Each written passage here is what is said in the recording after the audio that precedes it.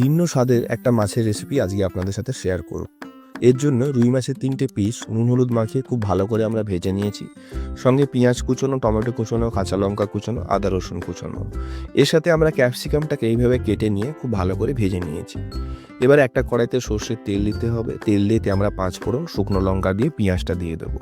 পেঁয়াজটা একটুখানি লাল লাল হয়ে এলে বুঝবেন ভাজা হয়ে গেছে। তখন এর মধ্যে আমরা টমেটো দিয়ে দেবো, কাঁচা লঙ্কা দিয়ে দেবো আর পরিমাণ মতো লবণ।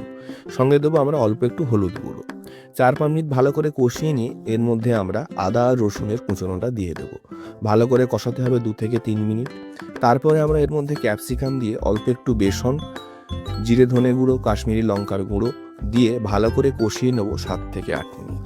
এবারে মশলা ধোয়া জলটা দিয়ে দেবো। জলটা যখন খুব ভালোভাবে ফুটে আসবে আমরা মাছগুলো দিয়ে চাপা লাগিয়ে দেবো।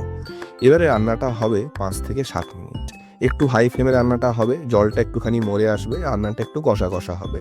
দারুণ স্বাদের হয়, বাড়িতে অবশ্যই একবার বানিয়ে নেবেন। ভিডিওগুলো ভালো লাগলে অবশ্যই লাইক দেবেন। ধন্যবাদ।